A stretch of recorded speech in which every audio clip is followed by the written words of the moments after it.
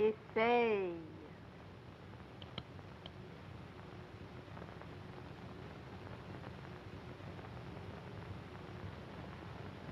Essaye.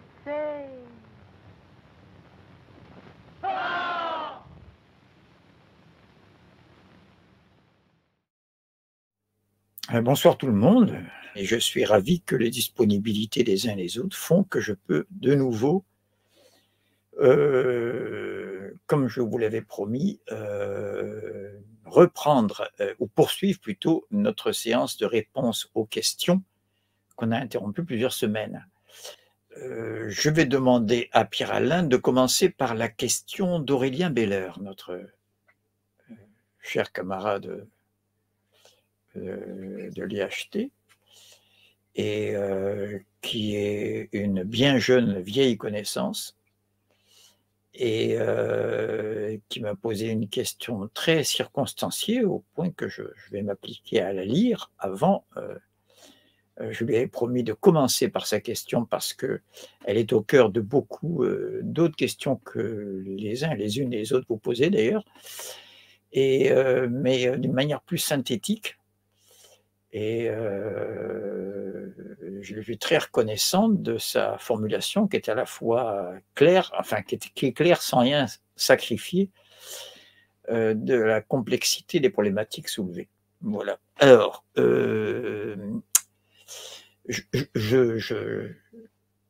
regarde sa question sur mon écran de monitoring, si vous voulez bien. J'ai enfin pris le temps, bon, je saute le début, et je vais directement à la question de fond. Premièrement, sur le romantisme. Vous parlez souvent du mouvement romantique et du retranchement dans l'esthétique qu'il induit au détriment du politique. J'ai l'intuition que cet état de fait concerne davantage les romantiques allemands que les romantiques français. Excusez-moi de faire une coupure. Je fais une coupure pour vous dire que j'en ferai pas. Je lis d'abord le texte sans commentaire, si vous voulez. Donc, si c'est complexe, ne vous inquiétez pas, c'est qu'on va bien sûr y revenir tout de suite. En effet, comment ne pas penser à Hugo et Lamartine? Comment expliquez-vous cela? Qu'est-ce qui différencie le romantisme allemand, et peut-être anglais, du romantisme français? Hugo aurait-il réussi, avec Les Misérables, à dépasser les contradictions des romantiques français? Deuxièmement, sur le rapport de la musique à la politique dans l'Antiquité, j'ai remarqué au fil de mes lectures de Platon et Aristote que la musique occupait un rôle important dans leur conception de l'éducation en vue d'une cité idéale, tant dans la République que la politique. Qu'en pensez-vous? Touche-t-on ici à la solution de notre problème sur le rapport de l'esthétique aux politiques? La musique étant à la fois l'art le plus éthéré mais aussi le plus mathématique, discipline censée unir les hommes, cela me fait penser à la phrase de Rimbaud que vous citez souvent. La musique savante manque à notre désir. Alors, il reste 3 lignes que je me permets de citer aussi, même si elles sont un peu en voix off, c'est où notre ami Aurélien a le toupet de s'excuser de ses excellentes questions. Je m'excuse d'avance si mes questions sont un peu décousues, je suis loin d'être un spécialiste. Bon, alors, je commence par ces 2 lignes, c'est pour ça que je les ai citées, pour dire qu'elles n'ont rien de décousu, qu'elles sont au contraire très cohérentes et que je l'en remercie. Alors, je vais reprendre du début, si vous voulez bien, cette longue question diphasée, si je puis dire, puisque c'est d'abord sur le romantisme en général, et puis sur l'un des arts que Hegel proclame comme romantique par excellence, la musique.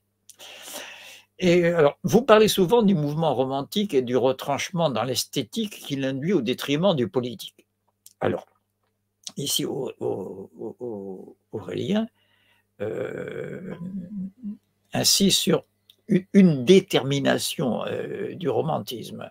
Je le dis tout de suite, et je réponds déjà sur le fond à Aurélien, il n'y a pas plus complexe que de parler du romantisme comme mouvement artistique, littéraire, civilisationnel, peu importe pour l'instant, puisqu'il a embrassé, comme vous le savez, à peu près toutes les disciplines, bien sûr, les arts, la littérature, mais aussi bien le droit, l'histoire, n'est-ce pas? Regardez, les souffles romantiques qu'il y a chez Michelet, l'historien, par exemple. Il y a même un romantisme militaire quand on regarde la manière dont Bonaparte est représenté dans la peinture. Voilà, au pont d'Arcole, par exemple. Donc, ou simplement la manière d'en parler. Chez les poètes, pensez à la légende des siècles de Victor Hugo, par exemple. Donc, ce romantisme-là, je ne veux pas le réduire à un mot, mais je voudrais qu'il y ait un mot qu'on n'oublie jamais dès qu'on veut approfondir le bilan philosophique du romantisme, c'est le mot ambivalence. Je suis en train de dire que le romantisme est capable du meilleur comme du pire. Et entendez cela politiquement, entendez cela esthétiquement, comme vous voulez, mais aussi du meilleur.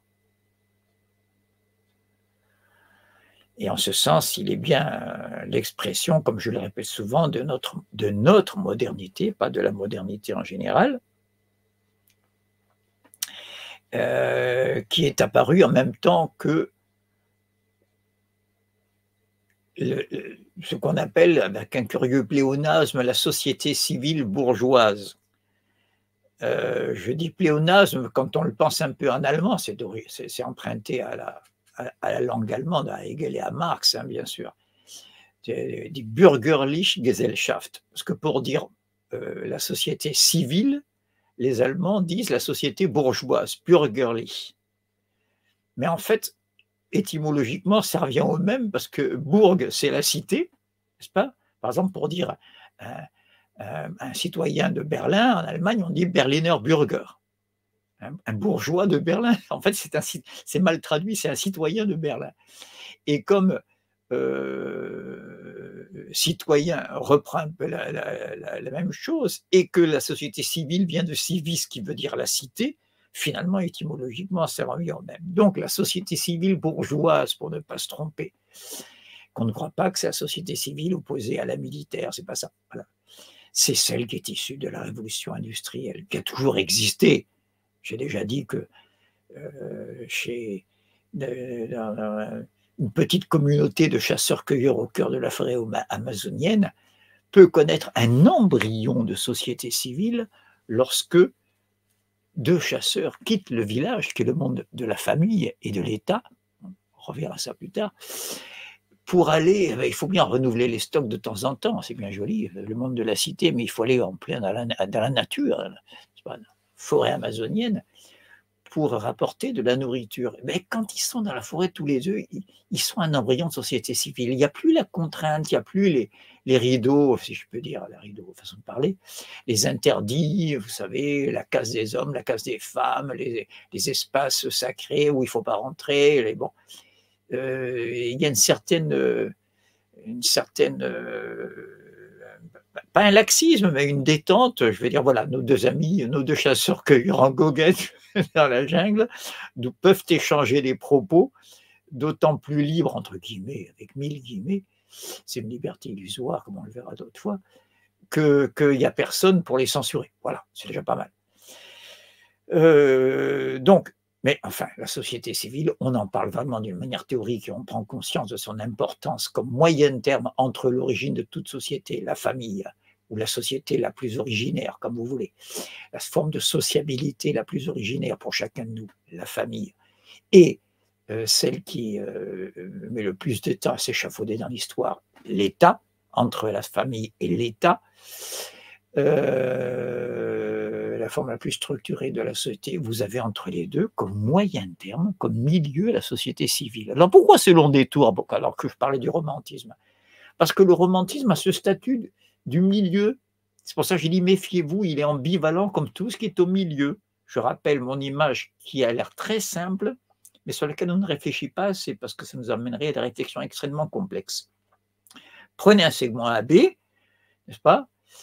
Prenez le point M au milieu, on ne peut pas faire plus simple apparemment, peignez en rouge le segment AM, le demi-segment AM, et en bleu le demi-segment MB, et vous remarquerez que le point qui est au milieu, dont je dis que c'est celui de le lieu même de l'ambivalence, il est violet. On ne sait plus s'il est rouge, s'il est bleu, en politique, est-ce qu'il est rouge ou est-ce qu'il est brun? Est-ce qu'il est hyper conservateur ou hyper révolutionnaire? On ne sait plus très bien quand on est au milieu. Je dis ça parce que je crois que c'est Jean-François Kahn, je cite rarement ce genre de politicien, si je puis dire, ou de pigiste, comme on voudra, ou de pigiste sur la politique politicienne, qui avait dit ben moi, j'appartiens à l'extrême centre. Alors, c'est une formule à laquelle je tiens. Lui, il en parlait un peu ironiquement. Moi, j'y tiens énormément. Certains disent que ça n'existe pas. Ainsi, Michel Onfray dit que ça n'a aucun sens, ou bien on est l'extrême, ou bien on est le centre. Vous voyez, on voit à quel point il a du mal à être dialectique, hein, le pauvre Onfray. Donc, non, au contraire. Je rappelle, je m'excuse auprès d'Aurélien de ce long détour, mais je suis sûr que l'engagé politique, qu'il est très profondément avec beaucoup de sérieux, ne serait-ce que par l'importance et la force de son exigence théorique, je suis sûr qu'il va bien comprendre pourquoi que ce détour est fondé par rapport à son questionnement. Je reviens donc à l'extrême centre et à mon point violet au milieu, là, qui n'est ni rouge ni bleu, ou qui est les deux à la fois, ce qui peut faire croire au rouge qu'il est bleu et au bleu qu'il est rouge, si vous préférez, et ben, je reviens à cela parce que c'est encore une manière de répondre à la question très récurrente parmi vous en ce moment, et depuis quelque temps. Enfin, la gauche, la droite, ça ne veut plus rien dire, vous voyez. Taratata, j'avais dit, n'est-ce pas? C'est comme je réponds à plusieurs questions à la fois, mais qui ont toutes, vous voyez bien, un air de famille, on est en train de le voir, ne serait-ce qu'au niveau strictement logique, c'est ce qui est le plus intéressant finalement. Je m'attarde un petit peu.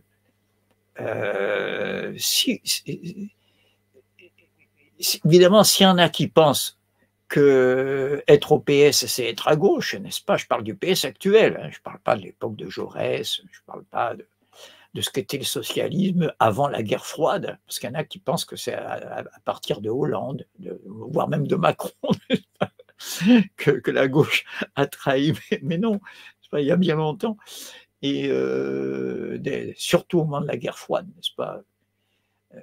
Il a fallu le socialiste Jules Mock, ministre à l'époque, dans les années 50, pour tirer avec des balles de fusil, attention, hein, sur les dockers de Marseille, n'est-ce pas, qui bloquaient les bateaux qui étaient en train de charger les armes envoyées par les Américains pour aider les Français embourbés dans la guerre d'Indochine, n'est-ce pas?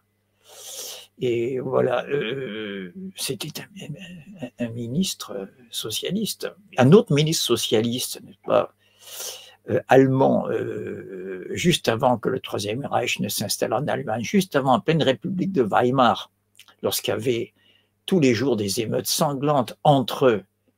Alors c'est là qu'il ne faut pas les confondre, n'est-ce pas? Ce que la Commission européenne voudrait bien, l'Union européenne voudrait bien identifier à nazisme et communisme, ils sont tellement identifiés, n'est-ce pas, qui se livraient à des affrontements sanglants. Et je ne parle pas de la répression qui va s'abattre sur les communistes lorsque le Reich arrive au pouvoir, je parle déjà, n'est-ce pas, des luttes entre les deux partis, les deux organisations dans les rues de l'Allemagne, des villes allemandes. Dans les années 30, eh bien, c'est au cours d'une de ces manifestations, hélas, que les deux dirigeants des spartakistes, du Parti communiste allemand, Rosa Luxembourg et Karl Liebknecht, ont été sauvagement massacrés. Or, la police, à ce moment-là, avait pour patron le ministre de l'Intérieur, l'équivalent chez nous, c'est ça. C'était un socialiste, n'est-ce pas, qui avait dit, qui s'appelait Noske, N-O-S-K-E, et qui avait dit lui-même « Je serai le chien sanglant ». Vous voyez, non, mais il y a bien longtemps que la gauche anticommuniste, n'est-ce pas, est la meilleure auxiliaire de l'extrême droite, bien sûr. Non, mais laissons cela, parce que là, on va être dans des polémiques bientôt de Café du Commerce, si on s'y prend mal. Or, le sujet est trop grave. Donc, je reviens à des choses essentielles. Revenons à Marx. Qu'est-ce qu'il dit dans la fameuse préface de 59? Quelque chose qui devrait mettre en garde ceux qui disent que Enfin, quand même, je veux dire, il n'y a plus de distinction entre la gauche et la droite quand on voit un Macron qui vient de Hollande. Bon, d'accord. Eh bien, Marx dit pas plus qu'on ne juge un individu à l'idée qu'il se fait de lui-même. On ne juge une époque sur sa conscience de soi. Fin de citation. Mais dites donc, ce serait un peu facile si on jugeait un individu à l'idée qu'il se fait de lui-même. Il suffit qu'un mec dise je suis à gauche pour que vous l'imputiez à gauche. Mais alors les procès, ça irait beaucoup plus vite. Qu'est-ce qu'on se fatigue à essayer de créer une justice? Accusé, levez-vous, qu'est-ce que vous en pensez? Ben, je suis innocente, je ne le juge jamais acquitté. Ben, si on juge un individu à l'idée qu'il se fait de lui-même. Vous voyez, ça va loin ce qu'on est en train de voir. Ça rappelle la notion d'inconscient chez Marx, n'est-ce pas? Ce que l'individu est, c'est ni pour les autres, ni pour lui-même ce qu'il pense de lui-même. Vous connaissez beaucoup d'individus réactionnaires qui sont conscients de leur statut de classe? Ça peut arriver, et encore. Ce n'est pas la règle générale. Bon, donc, si vous appelez gauche, n'est-ce pas, ceux qui se positionnent à gauche par opportunisme, j'aime pas les arguments ad hominem et faire allusion à des personnes physiques, mais là, l'anecdote est tellement parlante, et puis après tout, ils sont un peu en dehors de l'actualité maintenant, mais je pense à François Hollande et son ex, enfin bref, sa compagne Ségolène Royal à l'époque, lorsqu'ils sortent de Sciences Po, ils sont tout jeunes, ils vont se destiner à la politique, ils sont encore ni à gauche ni à droite, donc c'est pour ça que je prends cet exemple, n'est-ce pas? Et Hollande avait dit, ben, apparemment c'est la gauche qui est porteuse maintenant, donc moi, je veux plutôt m'engager à gauche, moi. Vous voyez, c'est pas ça la gauche. C'est pas ça ceux qui faisaient les piquets de grève pour que vous, maintenant, vous ayez des congés payés et la sécurité sociale en 1936. Quand même. Et ceux qui ont résisté pour en 1945, en 1947 surtout, pas, le haut de gamme de la résistance, les communistes, n'est-ce pas, et les plus engagés à gauche avec les gaullistes à droite, mais surtout les communistes pour ce qui est de créer la sécurité sociale, n'est-ce pas? Mais oui, voilà, donc selon des tours pour dire attention à l'extrême centre, n'est-ce pas? Et à la dissimulation qu'il implique, soit la dissimulation, c'est-à-dire à l'ambiguïté, c'est-à-dire je suis un dissimulateur, en beau français on dirait un faux cul, excusez-moi, soit, et ça c'est plus difficile à comprendre, non pas l'ambiguïté, mais j'y reviens, l'ambivalence, c'est-à-dire à l'insu même de celui qui parle, n'est-ce pas? Ce qu'il dit peut être pris dans deux sens complètement opposés. Or, le romantisme, j'y reviens à la question d'Aurélien, merci de la reprojeter, fait partie, par excellence. Et vous savez, je ne croyez pas que je suis en train de broder ou de tirer la couverture dans le sens d'un je ne sais quel opportunisme politique. Rimbaud, n'est-ce pas, qui n'est engagé à aucune organisation, que je sache, même si il a tenu à participer au mouvement de la Commune de Paris, tout de même. Rimbaud dit dans cette fameuse lettre à son professeur de rhétorique, où il fait un petit peu toute l'histoire de la poésie depuis les Grecs, il donne un cours de littérature à son professeur de littérature à 17 ans, il dit « On n'a jamais bien compris le romantisme ». Voilà quelqu'un qui écrit dans les années 70 et qui dit, alors que le romantisme est passé déjà de mode depuis longtemps, eh bien on n'a toujours pas compris. Et je suis en train de répéter les mêmes choses aujourd'hui. On n'a jamais compris le romantisme. Qui l'aurait compris, dit Rimbaud. Il continue, qui l'aurait compris? Les critiques, point d'interrogation. Les romantiques, deux points d'interrogation. Donc Rimbaud, vous voyez, j'allais dire est d'accord avec moi, pardon la présomption, c'est moi qui suis influencé par lui, mais oui, à leur insu, ils se croient ceci ou cela, ils croient qu'ils aiment la nature, n'est-ce pas? Et en fait, lorsqu'ils sont bien avancés dans leur parcours, je pense à Alfred de Vigny, pour prendre, puisqu'il parle des romantiques français auréliens.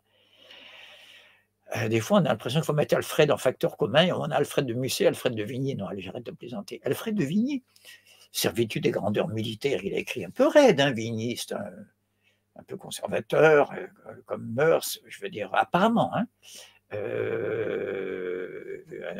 un aristocrate, bon, bref, et sans doute son plus beau poème, La maison du berger.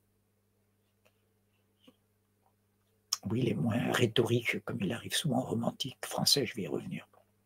Vigny a cette phrase qu'il fait dire à la nature. La nature parle, il fait parler la nature, il fait ce qu'on appelle une prosopopée. Et la nature, et nous sursautons qu'un romantique lui fasse dire ça. On me dit une mer, Mama Gaïa, vous voyez, c'est actuel, hein, on me dit une mer et je suis une tombe. C'est la mort, la nature. Attention à l'illusion.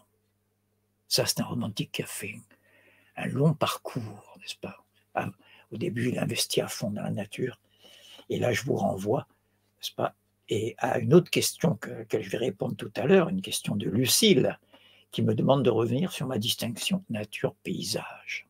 Voilà, c'est une manière un petit peu de vous renvoyer à cette série si vous allez sur notre site, ou simplement sur notre chaîne YouTube, je veux dire, si vous cliquez sur vidéo, vous les avez dans l'ordre chronologique, c'est l'intérêt de cette page-là. Il y a à un moment donné toute une série de causeries qui s'appelle Nature ou paysage, point d'interrogation, où je creuse et j'y reviendrai. Donc, je reviens à je n'ai pas quitté, mais au détail de la question d'Aurélien. Et il fait allusion au début, en disant, quand il parle du retranchement, du retrait, un certain romantisme, n'est-ce pas, fuit l'action politique pour être dans l'évasion. Et j'avais dit effectivement qu'une des clés de la modernité, c'est cette dichotomie entre l'action et l'évasion. Il y a deux grandes catégories de littérature, il y en a 1000, hein. Mais aujourd'hui, je vous demande d'être attentif à ce découpage-là qui réduit ce foisonnement à deux grandes catégories. Une littérature de l'action, je ne sais pas moi, Sartre, vous voyez, l'engagement, une littérature, ou simplement Balzac, hein, qui n'est pas engagé dans un parti politique, encore qu'il avait des convictions assez royalistes, mais qui nous plonge dans un monde où les gens agissent, ils ne sont pas des contemplatifs, ce n'est pas seulement des rêveurs, c'est Balzac. On n'est plus dans le romantisme, on est dans le réalisme romanesque et non pas dans la poésie romantique. Vous voyez que la distinction de romantisme et de réalisme se double d'une distinction des genres, hein. L'un réussit surtout dans la poésie et l'autre dans le roman. Quel genre littéraire mieux que le roman peut être à l'écoute de ce foisonnement qu'est le réel, là, ce qui est vraiment autour de nous. Voilà. Et ce qui est autour de nous, ce n'est pas la nature, c'est la ville, c'est les hommes, c'est le monde de Balzac, c'est les huissiers, les banquiers, les ambitieux, les petits arrivistes de province et les illusions perdues. Bon, dont on a fait un excellent film pour lequel je remercie Amélie,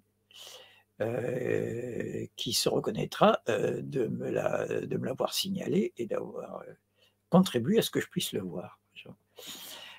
Pour une fois qu'il y a une adaptation qui n'est pas trop mauvaise et qui est même bonne d'un écrit romanesque. Donc voilà, je remercie Aurélien parce que je vais revoir sa question. Merci.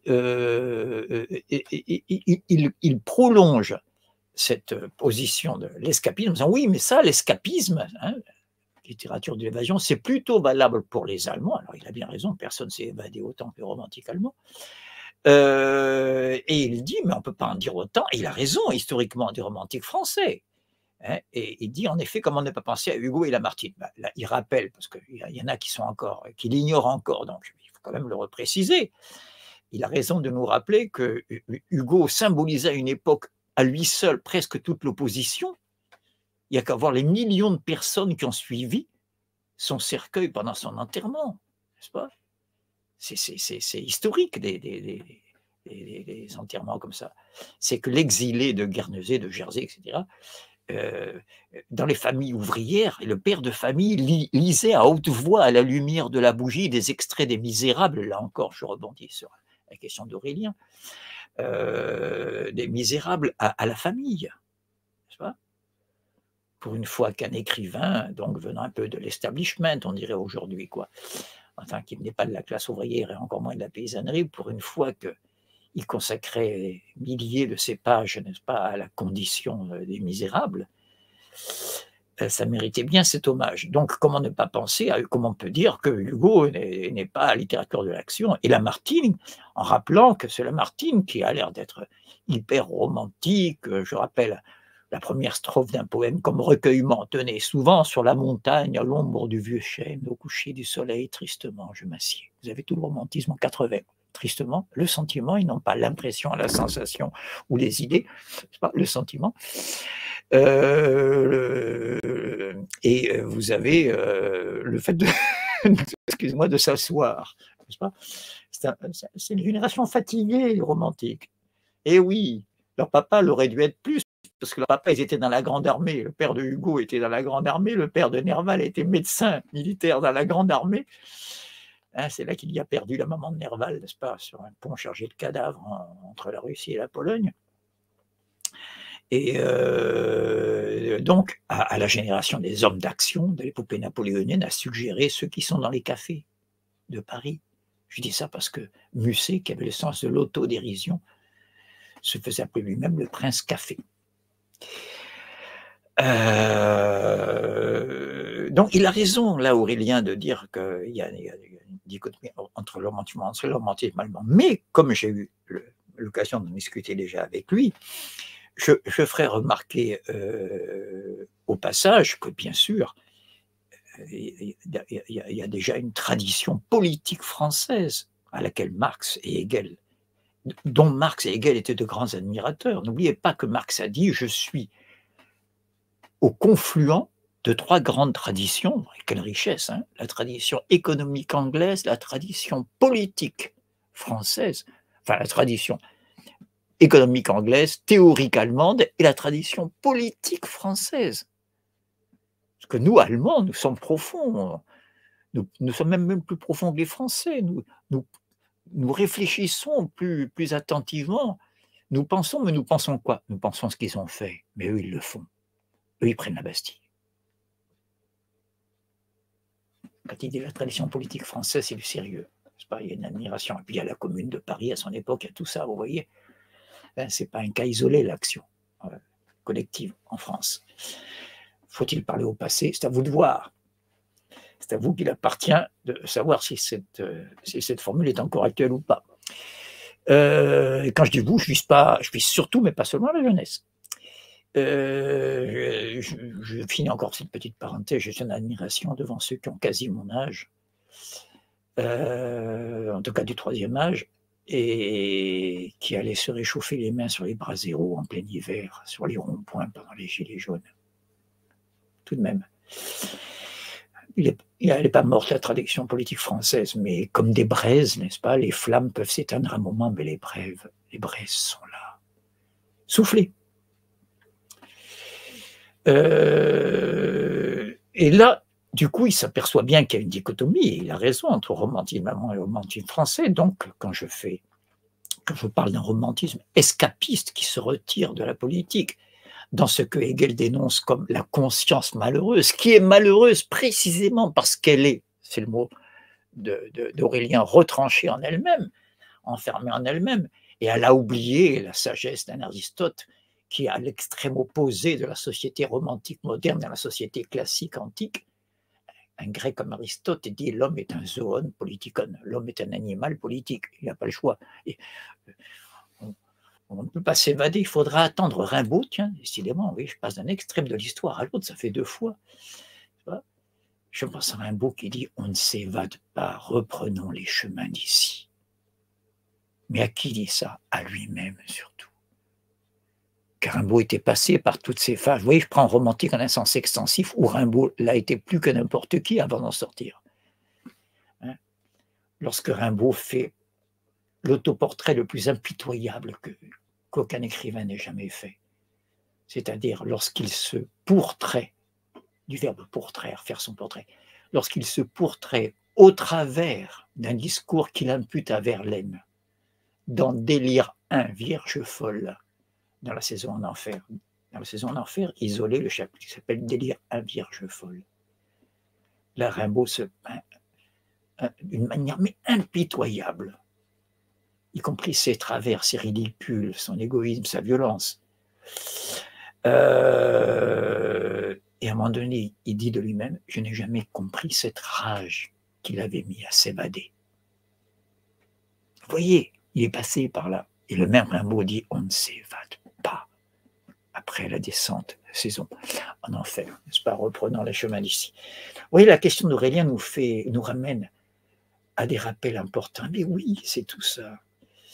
Je m'attarde parce que j'en veux à cette culture amnésique que les sociétés géographiques et non pas historiques, qui sont les sociétés dominantes, je fais allusion bien sûr à la société américaine, ce n'est pas de la faute des Américains, mais enfin, il se trouve que le monde est dominé par un pays dont l'histoire ne remonte pas très loin, qui a donc tout intérêt, n'est-ce pas, à insister sur la nature, le paysage, Out of Africa, le Grand Nord, un héros qui va chercher je ne sais quoi dans la neige, quelque part entre le Wisconsin et l'Oregon, ou dans la grande forêt de l'Oregon, justement. Parmi les séquoias, oui, ça se tient tout ça, n'est-ce pas? Négation de l'histoire et donc hostilité au marxisme. Oui, parce que comment voulez-vous penser ceux qui vous dénoncent?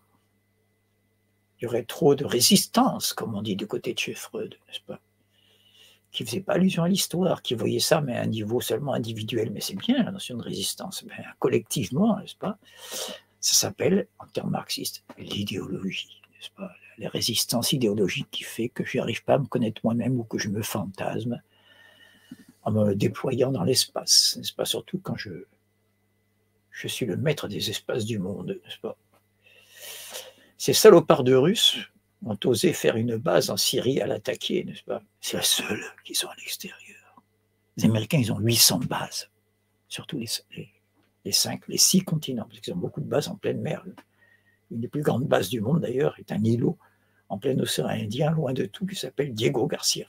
Bon, allez, revenons à Aurélien. Et donc, la question, qu'est-ce qui différencie le romantisme allemand du romantisme français? Alors, je dis, politiquement, je donne le point au romantique français. C'est sûr qu'ils sont beaucoup moins escapistes que le romantique allemand. Seulement, voilà. Je parle du romantisme dans mon petit ouvrage qui s'appelle Esthétique et politique chez Hegel. Enfin, le rapport d'esthético-politique dans le système hegelien. C'est le sous-titre de Féminité et communauté, n'est-ce pas? Puisque je l'articule souvent autour de la figure d'Antigone. Or, chez Hegel, il s'agit bien du romantisme allemand auquel il en veut justement d'être cette conscience malheureuse qui se retire du politique. Parce que, et je commence à répondre à sa question, qu'est-ce qui différencie le romantisme allemand du français? D'abord l'histoire. C'est que la France que les Allemands appellent à l'époque, et encore bien après, mais surtout à l'époque, die große Nation, la grande nation, unifiée, centralisée depuis des siècles, alors que l'Allemagne n'est pas un État à l'époque, c'est ni un État ni une nation, et encore moins un État-nation. Il y a plein de petits États qui fourmillent, le Bade-Württemberg, n'est-ce pas, le royaume de Bavière, le royaume de Prusse, je vous dis les plus connus, mais il y en a plein, il y en a plein. Il y a un roman de Jean-Paul que j'avais cité justement quand je parlais de nature et paysage. Il y a un roman de Jean-Paul où il y a une magnifique marche à pied, c'est pour ça que je l'avais cité, de la nature au paysage, dans la Romantische Straße, la route romantique, comme on l'appelle en Allemagne, quelque part entre Bamberg et Bayreuth, en gros, et, où le héros du roman, enfin, le narrateur dit du héros du roman qui commence à mettre le pas dehors et à partir pour un long voyage vers là où habite son ami. Il dit, et lorsque, au bout de quelques instants, lorsqu'il arriva en terre étrangère, en un quart d'heure, on est déjà dans un autre état, en un quart d'heure de marche. Vous vous rendez compte le morcellement politique, hein, qui fait dire à Hegel, malheureusement dans un écrit dont on a perdu les 4/5 de la Constitution de l'Allemagne, l'Allemagne n'est pas un État.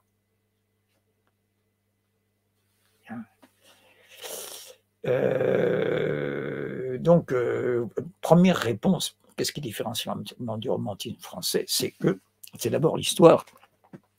C'est que ne pouvant pas s'investir dans le politique comme les Français et les Allemands investissent dans la nuit. Je fais allusion bien sûr au texte peut-être le plus romantique du romantique allemand. Je pense aux hymnes à la nuit de Novalis, n'est-ce pas? Donc je vais vous citer un court extrait pour vous montrer à quel point l'évasion dès les premières lignes y tient une place importante. Alors je vous dis tout de suite que pour des hymnes à la nuit, ça commence curieusement parce que ça commence par un hymne à la lumière, n'est-ce pas? Mais c'est pour mieux faire intervenir la nuit en quelques lignes, bien sûr. Hein. Alors voilà, vous voyez. Meine Brille. Voilà. Alors, quel est, doué de sens, l'être vivant qui n'aime par-dessus tout dans le miracle des apparitions de cet espace immense autour de lui?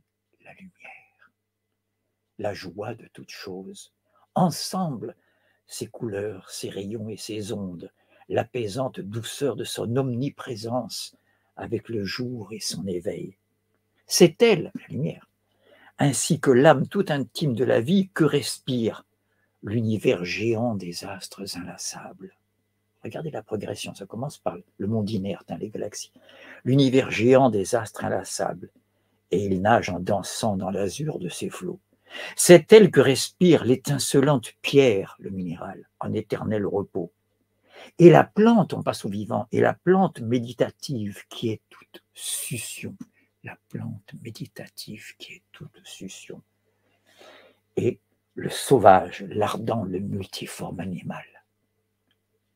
Et vous devinez ce qui vient coiffer cette progression. Et devant tous encore, le magnifique étranger, avec ses yeux pensifs, sa démarche sans poids et ses lèvres mélodieuses, délicatement closes. Admirable, n'est-ce pas? Comme un monarque de la nature, ici-bas, elle appelle chaque force à des métamorphoses innombrables. Terminé pour l'hymne à la lumière, regardez bien à la ligne. Profondément, je m'en détourne vers la sainte, ineffable, toute mystérieuse nuit. N'oubliez pas que ceci est écrit alors qu'on sort à peine du siècle des Lumières. J'insiste. Apprenez à avoir ces réflexes de systématique dans la tête. Ce n'est pas des systématiques dans la tête, là. C'est des systématiques qui sont dans l'ordre des choses et dans l'ordre des choses historiques. Je saute un passage et pour pas qu'il y ait de contresens sur la nuit, c'est pas la nuit au sens astronomique, n'est-ce pas? Et encore moins le noir du néant. Non, au contraire, c'est une nuit où il y a plein de, comme la nuit du rêve, où il y a plein de lumière et d'images, n'est-ce pas?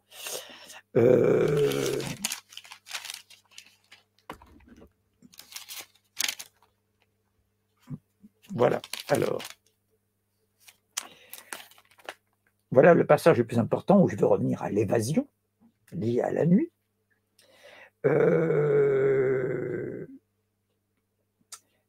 Et que j'introduis par quelques petits paragraphes. Faut-il toujours que le matin revienne? Il y a carrément, vous voyez là, un rejet du jour. Faut-il toujours que le matin revienne?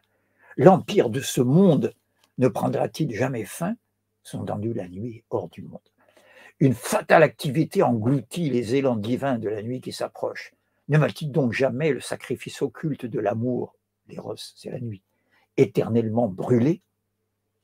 La lumière a son temps qui lui fut mesuré.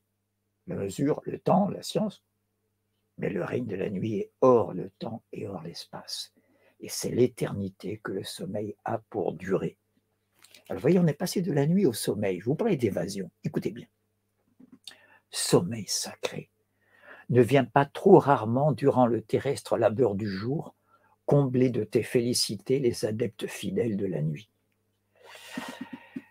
Nietzsche, qui en savait quelque chose, pardon d'aller rire, mais vous allez voir que c'est assez rigolo ce qu'il dit, il a raison d'ailleurs. Il a dit, les romantiques ont toujours confondu le plaisir de s'endormir avec celui de s'éveiller. Alors, les insensés uniquement te méconnaissent. Alors là, attention, il parle au sommeil. Et là, on voit ce qu'il appelle le sommeil. Il ne s'agit pas du sommeil biologique, n'est-ce pas? Les insensés uniquement te méconnaissent, les idiots, les fous, ceux qui ne comprennent rien, seulement ne comprennent pas ce que j'appelle sommeil. Regarde bien, et ne savent point d'autre sommeil que, alors c'est sommeil au sens propre, l'ombre que tu jettes par compassion pour nous au crépuscule de la nuit évidente. Ils ne te sentent point, alors on va voir maintenant où il faut retrouver ce qu'il appelle la nuit, le sommeil. Ils ne te sentent point dans, ça commence, le flux doré des grappes. Je vous signale qu'il est en train de parler de l'alcool. L'évasion déjà, et vous retrouvez les divisions des fleurs du mal. Il y a un chapitre des fleurs du mal de Baudelaire qui s'appelle le vin.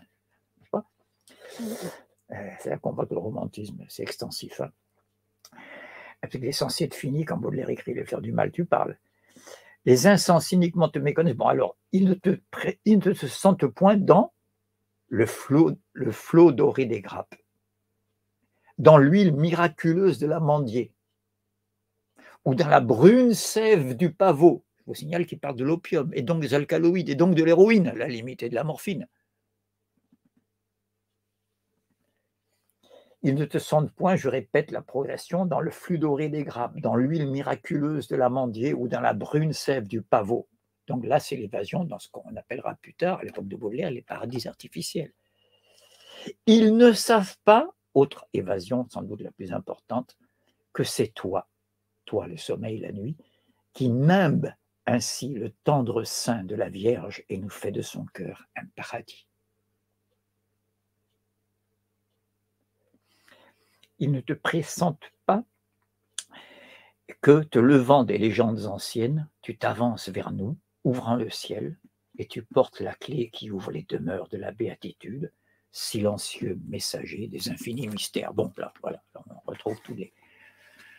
Il ne faut pas exagérer, le Pantozane, c'est un peu sévère, parce que c'est un très beau texte de romantisme. Bon, le mystère préféré au savoir, n'est-ce pas? La nuit préférée au jour, c'est plus clair qu'on ne le croit, tout ça, malgré toutes ces ténèbres lumineuses qui s'environnent. Et n'oublions pas que toute la flûte enchantée de Mozart, qui, elle, est une somme du siècle des Lumières, c'est pas, c'est contemporain de Rousseau pratiquement, hein. N'oubliez pas que la flûte enchantée de Mozart, c'est une lutte entre le roi du soleil, Zarastro, qui est une variante de Zarathustra, de Zoroastre, parce que dans la Perse ancienne, n'est-ce pas, il y avait ce qu'on appelle un manichéisme, une dualité entre le monde de la lumière et le monde des ténèbres, et son épouse avec laquelle il est toujours en conflit, un peu comme dans le songe d'une nuit d'été de Shakespeare, la reine de la nuit, n'est-ce pas, qui produit le mal en attirant les consciences dans les illusions et dans les sortilèges. Voilà. Et alors, qu'est-ce qu'on est en train de voir avec nos valises? Pour ça, Aurélien, je ne t'oublie pas. Je n'oublie pas que ce que ça intéresse surtout, regardez bien, c'est que j'ai donné le point aux Français pour ce qui est du politique, mais pour ce qui est de l'esthétique, je donne 1000 fois le point aux romantiques allemands. Je ne parle pas de Hugo. Hugo, un personnage comme Hugo déborde largement. Il est romantique, bien sûr, parce qu'il a été le chef de file de sa génération à ce niveau-là, mais enfin, je veux dire, il est un des meilleurs réalistes, je pense, aux Misérables. Il peut être impressionniste, il peut être symboliste, ce qu'on veut, n'est-ce pas? Et donc, mais d'une manière générale, le romantisme français est trop prisonnier de la grande forme classique, de l'alexandrin, c'est trop souvent une pensée mise en vers plutôt que de la poésie. C'est pour ça qu'il y a beaucoup de déchets. Quand il est réussi, c'est magnifique. Mais il y a beaucoup de déchets. C'est-à-dire, du point de vue strictement poétique, c'est des réflexions mises en vers, quoi. Si vous voulez voir tout ça sur un intervalle très court, écoutez Rimbaud, qui s'y connaît bien là-dessus, toujours dans la même lettre d'ailleurs, il dit « Stella donne à peu près la mesure de la vue de Hugo ». Stella, c'est un poème de Hugo, vous le trouvez partout, hein, je veux dire, Wikisource, STE2LA, Stella. Or, dans ce poème, pourquoi j'en parle? Parce que là, il est même impressionniste, Hugo. Et quand Rimbaud lui fait cet hommage, parce que pour Rimbaud, Un poète est un grand poète dans la mesure où il est voyant, c'est célèbre, n'est-ce pas? Alors il dit, les romantiques ont vu quelquefois dans les derniers volumes, mais ils sont étranglés par la forme vieille. Vous voyez, il le sait bien, par ouais, l'apogée de la littérature française, c'est à l'époque classique surtout, n'est-ce pas? Voltaire, son rêve, c'est d'écrire comme Racine. Voilà, il n'y arrive jamais dans son théâtre. Il écrit très bien dans ses lettres et dans ses nouvelles, ou dans ses contes, mais voilà, mais là, il n'y a pas de déchet, mais par contre, je veux dire, chez les romantiques, quand ça réussit, c'est extraordinaire. Mais alors, qu'est-ce qu'il y a comme déchet, comme pensée mise en vers? Alors, un exemple, vous avez Stella. Je m'étais endormi la nuit près de la grève. Un vent frais m'éveilla. Il n'y a pas un sentiment pour l'instant. C'est que des sensations. Ça, c'est hyper moderne. Et c'est du Hugo. Là, il est bien au-delà du romantisme. Il est déjà dans Aube de Rimbaud, par exemple. N'est-ce pas? Un vent frais, c'est pas un sentiment, c'est une sensation. Je m'étais endormi la nuit près de la grève. Un vent frais m'éveilla. J'ai un trou de mémoire. Je sortis de mon rêve. J'ouvris les yeux, je vis l'étoile du matin. C'est une vision. Elle resplendissait au fond du ciel. Stella veut dire étoile en latin. Elle resplendissait au fond du ciel lointain. Écoutez bien, dans une blancheur molle, infinie et charmante. Ça, c'est l'impressionnisme. Dans une blancheur molle, infinie et charmante. L'astre éclatant changeait la nuée en duvet. C'était une pensée qui clartait, qui vivait. On aurait cru voir une âme à travers une perle. Elle apaisait l'écueil où la vague déferle. Il n'y a pas un sentiment, il ne parle que des objets, que des sensations, des impressions concrètes, matérielles. Voilà. Et tout d'un coup, il a fait parler, parce que cette image, cette étoile n'est qu'en fait que le symbole de la liberté qui va venir sauver les sociétés, ce qui politiquement est excellent, mais enfin c'est la partie la plus faible du poème. Je suis l'ange, liberté, le géant de lumière, j'ai lu sur Moïse, j'ai lu sur le Sinaï, j'ai lu sur le Taïwan. Ça, c'est un discours à l'Assemblée nationale, c'est plus de la poésie. Et ça devient rhétorique, ça devient emphatique, ça devient... Voilà.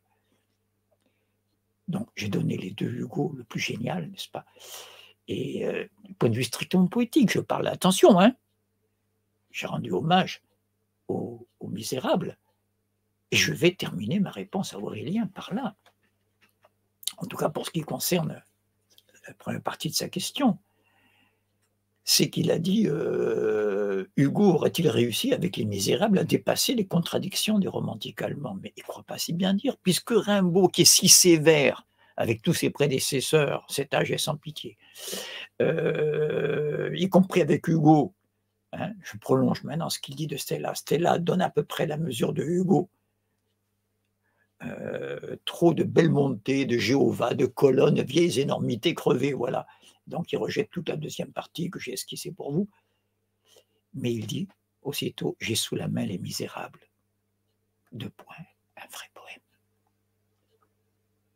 Pour que Rimbaud, si sévère, fasse un hommage aussi dithyrambique, que la plus grande œuvre romanesque de Hugo, il l'appelle un poème, ce qui est le plus grand compliment qu'il peut lui faire, prouve que ce n'est pas du tout réducteur. Ici, quand je dis que Hugo ne se réduit pas, n'est-ce pas, ne se ramène pas à cet aspect regrettable du romantisme français d'être trop souvent de la pensée, fût-elle généreuse, fût-elle bien orientée politiquement, mise en vers, n'est-ce pas? La poésie, c'est pas seulement des vers. La preuve, c'est que Baudelaire, surtout à partir de Baudelaire, on a vu ce qu'on pouvait donner. Et des Rousseau, si on regarde bien, la prose poétique. Voilà. Alors, ça, c'était pour le romantisme en général. Et voilà que Aurélien nous branche après deuxième partie de sa question sur le rapport de la musique, un peu comme corollaire de la question précédente, dans l'Antiquité. J'ai remarqué au fil de mes lectures de Platon et Aristote que la musique occupait un rôle important dans leur conception de l'éducation en vue d'une cité idéale. Ici, un petit, pas un bémol, parce que c'est pas faux ce que dit Aurélien, mais c'est incomparablement plus vrai pour Platon que pour Aristote. Qu'Aristote parle de l'importance que peut avoir la musique dans l'éducation d'un citoyen complet, etc. Non, mais dans Platon, c'est plus que ça. Au point que quelque part, je ne ferai que de références pour ce qui est de Platon là, au point que quelque part il dit qu'il y a dans la République et que toute l'éducation devrait se ramener à deux disciplines, la gymnastique pour les corps et la musique pour les âmes. Mais surtout, dans le Phédon, l'ultime dialogue de Socrate, pas l'ultime dialogue de Platon, l'ultime dialogue de Socrate avec ses disciples, celui où dernière discussion des disciples avant de prendre la cellule, dans sa cellule et qui a pour objet l'immortalité de l'âme, avant que la discussion s'engage, rassurez-vous, on ne va pas entamer ça, on ne va pas faire de la métaphysique, mais juste avant, Socrate, comme souvent, Platon, le plus grand metteur en scène de l'histoire de la pensée, quel cinéaste, quel dramaturge, n'est-ce pas, cette manière de faire des introductions et des conclusions, des finales, comme on dirait en musique. Eh ben, avant que la discussion vraiment philosophique ne commence sur l'immortalité de l'âme, il fait dire à Socrate ceci, à ses disciples, c'est curieux, cette nuit, donc sa dernière nuit, j'ai fait un rêve étrange, j'ai vu une femme vêtue de blanc qui me disait, Socrate, mais fais de la musique, compose. Et au réveil, je me suis demandé, vous savez, les anciens savaient toujours que les rêves avaient un sens, en quoi Freud leur a donné raison. Oui. Freud dit que nos grands-mères, en disant, oh là là, si j'ai rêvé de ça, c'est que tu vas guérir. Il dit, bon, bien sûr, il y a un côté naïf que de confondre l'imaginaire et le réel, mais c'est plus profond de voir que les rêves ont un sens, quitte à ce que ce soit un sens fantasmé, plutôt que de dire que c'est un dérangement de l'estomac. Parce que là, ça veut dire que le rêve a une cause, mais qui n'a pas de sens. Je referme la parenthèse. Mais pensez-y à cette parenthèse que je viens de faire. Quand on m'interroge, dans le même lot de questions qu'elle répond aujourd'hui, sur le sujet, l'objet, la logique du sujet, la logique de l'objet, sur le néopositivisme, n'est-ce pas ? Il faudra bien y revenir. Il n'y a pas de sujet là où il n'y a pas de sens. Là où il n'y a que des causes. Tout ce qui se passe dans les galaxies a des causes. Ça ne veut pas dire qu'il y a du sens. Chez l'homme, c'est l'inverse. Ah oui, il y a plein de choses qui s'expliquent par les causes chez l'homme. L'homme est tout sauf immatériel, ce n'est pas la question. Mais tout ne se ramène pas aux causes. Il y a aussi du sens. Donc, je laisse ça de côté. Provisoirement, je reviens à l'anecdote dont je vous parle. Il dit, ce rêve veut dire que... Et tout d'un coup, il dit, je réalisais que cette femme dans mon rêve m'encourageait à faire ce que j'ai toujours fait avec vous. Et là, il dit cette phrase qui illustre ce que je dis, que c'est beaucoup plus important pour Platon encore que pour Aristote, ça ne veut pas dire la musique. En ce sens, dit-il, que la musique est la plus haute philosophie. Et que c'est bien de philosophie que je m'occupe. C'est ce Platon-là, effectivement, que les romantiques allemands mettaient au-dessus de tous les autres penseurs. Dans une lettre, Novalis dit que ses philosophes préférés sont Platon et Hemsterhuis contemporain. Voilà. Donc, à cette mise au point près, la musique occupait un rôle important dans leur conception d'éducation en vue d'une cité idéale, tant dans la République que la politique. La République de Platon, bien sûr, et la politique d'Aristote. Qu'en pensez-vous? Touche-t-on ici à la solution de notre problème sur le rapport de l'esthétique aux politiques? Je dis tout de suite non. Non, enfin, oui, c'est bien d'y faire allusion, c'est bien de comprendre qu'il y a un rapport. Mais je ne vais pas faire comme Platon, je ne vais pas me contenter de la musique, n'est-ce pas, pour mettre l'âme du citoyen en garde contre le danger de fascisme, par exemple. Et oui, tout d'un coup, je suis brutal là. Enfin, je fais un retournement brutal, un coq à l'âne brutal. Et oui, je demande d'ailleurs pourquoi je parle de fascisme, parce qu'apparemment, il a disparu. Qui vous dit qu'il y a des nazis en Ukraine? Enfin, c'est encore du conspirationnisme, ça. Il n'y a plus de nazis. C'est très curieux. Au moment où le nazisme revient, au moment où les mouvements d'extrême droite, soyons précis maintenant, allez, soyons scientifiques, mesurons, Prenez les forces politiques au niveau des partis qui progressent dans l'Europe dans les 20 dernières années, vous verrez un déclin des partis dits traditionnels à gauche comme à droite. Tout le monde sait ce que je suis en train de dire, ça s'est encore illustré au dernier scrutin, de manière éclatante, n'est-ce pas? Et ceux qui montent, il n'y a plus que deux forces qui montent, si vous mesurez, l'extrême droite et les écologistes en Europe. Ne me faites pas dire qu'il y a un rapport entre les deux. Vous savez que je défends l'écologie contre l'écologisme. Ne faites pas dire ce que je n'ai pas dit non plus, parce qu'il y a une critique de droite de l'écologie qui n'est pas la mienne et qui est même l'inverse, soit dit en passant. Mais on en parlera une autre fois de la vraie écologie qui suppose de réhabiliter ce qui est le contraire de la droite, c'est-à-dire la planification, en décidant au niveau collectif et démocratique qu'est-ce qu'il faut produire en priorité, qu'est-ce qui est essentiel et qu'est-ce qui est moins.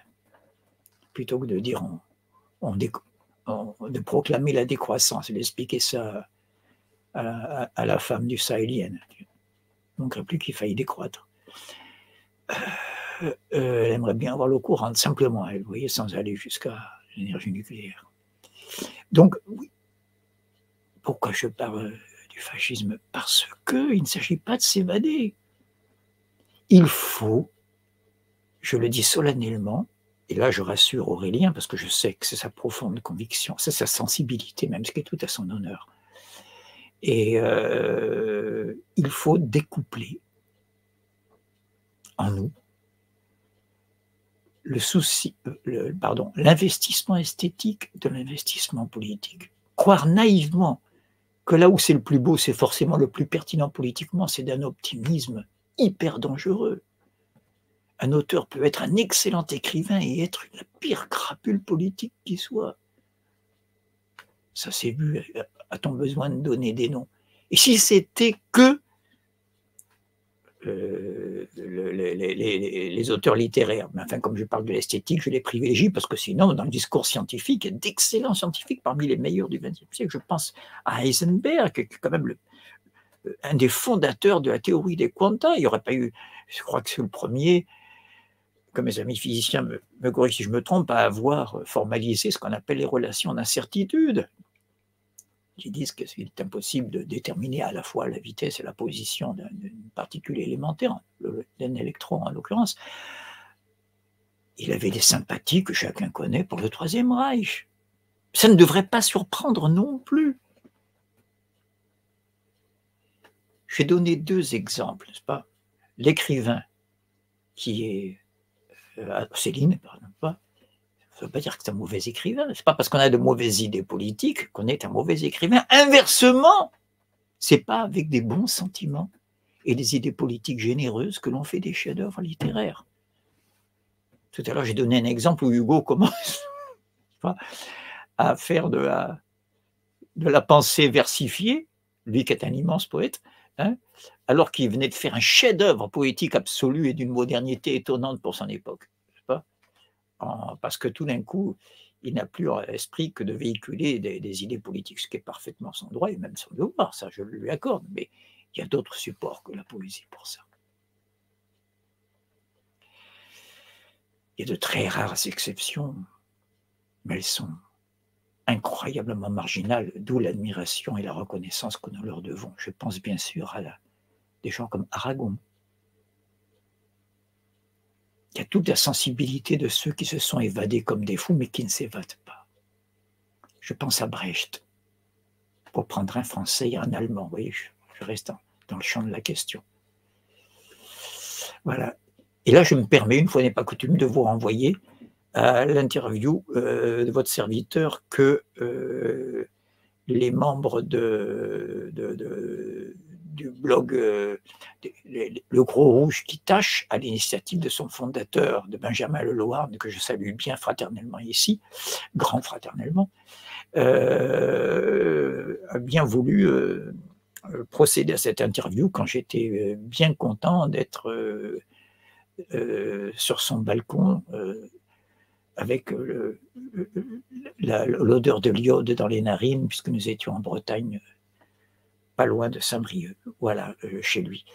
Et dans lequel cette interview est sur la pensée politique d'Hölderlin, tout simplement. Ils sont tellement rares, ce Hölderlin qui dit, je me terminerai là-dessus, Meid ist die Rede vom Vaterland, das neide mir keiner.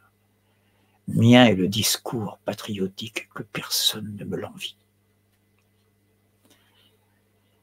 Bon, on y reviendra, Aurélien. Ta question est tellement riche que ça mérite, j'ai été long, mais ça mérite d'être plus long encore, mais il faut aussi prendre en compte d'autres questions. Elle a été aussi longue parce que j'ai anticipé la réponse à d'autres questions qui vont venir.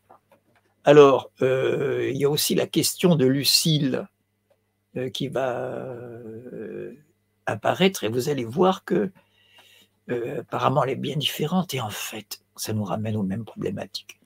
Alors voilà, serait-il possible d'apporter plus de précision sur deux concepts que vous traitez sporadiquement dans toutes vos interventions? Enfin, je veux dire dans un grand nombre, celui de surface et celui de reflet. Je ne suis pas même sûr qu'il y ait distinction entre les deux. Là, je réponds tout de suite d'une manière claire, il peut y avoir des surfaces non réfléchissantes. Mais c'est vrai qu'il n'est de reflet que sur une surface. Attention. Comme le soleil sur la mer, n'est-ce pas, pour rester pas très loin de Platon. Je ne suis pas même sûr qu'il y ait distinction entre les deux. Voici l'étendue de mon incompréhension ou compréhension. La surface serait plus profonde qu'il n'y paraît, car elle est production historique. Alors, comme ça va devenir un peu plus difficile, mais je suis très reconnaissant, Lucille, d'avoir à ce point été attentive aux difficultés que j'ai essayé de prendre en compte dans cette série, donc je vous rappelle, qui s'appelle Nature ou paysage, point d'interrogation, faite entre les quatre murs de notre au centre Goscinny, à l'époque, en 13e. La surface serait plus profonde que le fond. Alors bien sûr, vous voyez déjà comment on joue sur les métaphores. Par définition, déjà Onfray, il est lourdé, lui, qui ne voit pas comment le centre peut être à la périphérie et comment il peut y avoir un extrême centre. Il verrait encore moins comment la surface, par définition, peut être plus profonde que le fond, qui est pourtant bien en dessous d'elle. Bon, allez, c'est qu'on passe du sens propre au sens figuré tout le temps, là, n'est-ce pas? Et oui, en quel sens profond? Je prends l'exemple que j'avais pris, auquel elle fait allusion. Quand tu vois le soleil rayonnant sur la mer, comme dit Baudelaire dans un très beau poème, « J'aime de vos longs yeux la lumière verdâtre, douce beauté, mais tout aujourd'hui m'est amer, et rien, ni votre amour, ni le boudoir, ni l'âtre ne me vaut le soleil rayonnant sur la mer. » Poème qui a vraisemblablement été écrit à Honfleur, où Baudelaire faisait de longs séjours et où il y a d'admirables couchers de soleil. Voilà. Donc, vous voyez ce que c'est, quoi. La mer qui poudroie. Quel pur travail de fins éclairs consume main diamant d'imperceptible écume. C'est un autre poème, là. Ici, c'est pas l'or, c'est l'argent. Ou le diamant. Quel pur travail de fins éclairs consume main diamant d'imperceptible écume. Ici, le temps scintille et le songe est savoir. C'est Valérie dans le cimetière marin. Reflet du soleil sur la mer. Dernier exemple, Overbeck, un ami de Nietzsche, enjoignait à Nietzsche d'aller écouter l'or du Rhin qui venait d'être créé à Bayreuth. Mais allez écouter cette orchestration, on dirait de l'or liquide. Vous voyez, le coucher de soleil sur la mer, c'est un peu de l'or liquide. On a envie de se baigner dedans. Eh bien, allons-y. Allons-y et prenons un verre. Là, en plein milieu de l'or liquide. Regardons le verre. Quelle déception! De l'eau incolore, je ne dis pas insipide, elle est salée.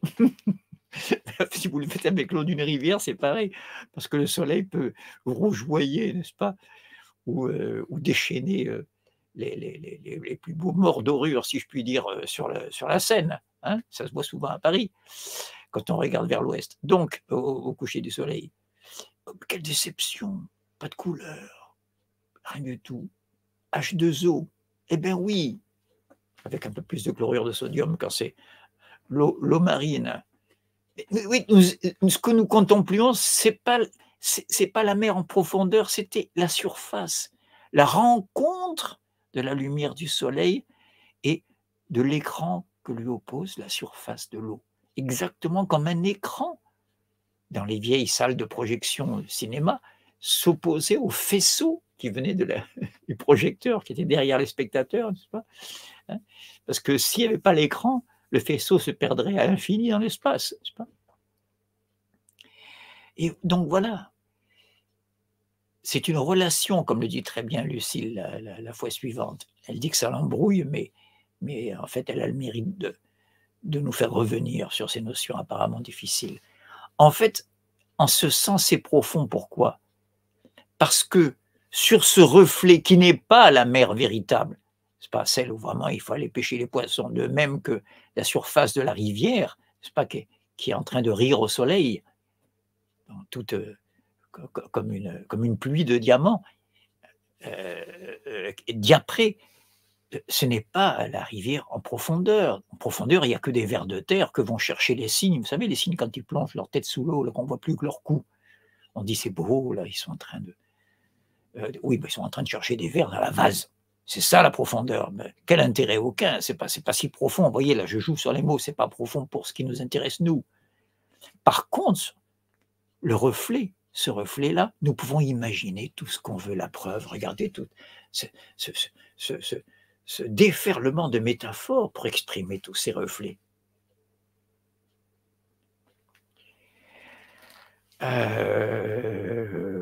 L'onde était transparente ainsi que plus beau jour. Ma commère, la carpe, y faisait 1000 tours avec le brochet, son compère, je pense, au héron de la fontaine, n'est-ce pas, hein? Un jour, sur ses longs pieds, elle et je ne sais où, le héron au long bec emmanché d'un long cou, il côtoyait une rivière. Vous voyez, il y a déjà un mystère à ce vers. Côté une rivière, l'onde était transparente, ainsi qu'au plus beau jour. Voilà. Bon, et oui, il ne va pas parler d'une eau boueuse, n'est-ce pas? Donc, pourquoi c'est plus profond, cette surface-là? Parce que dans cet objet, qui n'est qu'un objet chimique, qui nous intéresse peu pour l'instant, physico-chimique, se reflète ce qui n'est plus un objet, mais ce qui est de l'ordre du sujet, se rejette nos propres intérêts, nos désirs, notre fantasmatique. Et souvent, puisque parle d'un coucher de soleil, quelles sont les deux couleurs dominantes? Le rouge et l'or, c'est les couleurs de l'Espagne, si vous regardez bien, les couleurs héroïques. Hein, la pourpre romaine, n'est-ce pas? Et l'or du pouvoir. Parce que c'est ainsi que meurt un héros. Hein, quand il y a un coucher de soleil, on a l'impression que c'est vraiment l'embrasement pour un héros qui est en train de mourir, comme le héros étant ici, bien sûr, le soleil lui-même. N'est-ce pas? Comme si on voyait espèce son apothéose au moment de son déclin, n'est-ce pas? Cette apothéose que décrit si bien Baudelaire. Regardez bien, dans l'Invitation au voyage, bien sûr, la dernière strophe, n'est-ce pas? Les soleils couchants revêtent les champs, les canaux. Vous voyez, il faut dire de l'eau, hein, le reflet. Revêtent les champs, les canaux, la ville entière d'hyacinthe et d'or. Le monde s'endort dans une chaude lumière. Ouais, mais à l'intérieur des maisons, des cailloux et des galets, c'est de l'obscurité. Vous voyez? C'est sur une surface qu'il y a toute cette magie. Eh bien, c'est cette surface. Vous voyez, comme toutes ces questions se tiennent, je disais qu'il y avait un rapport entre la question de Lucille et celle d'Aurélien, et que je continue à répondre à Aurélien.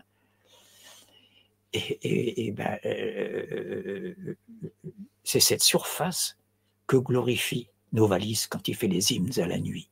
Parce que c'est dans le sommeil que, sur cette surface, sur l'écran noir de mes nuits blanches, pour parler, ou pour chanter comme Nougaro, n'est-ce pas, se projettent tout d'un coup toutes les images du rêve. Ce n'est pas la nuit des ténèbres et du néant.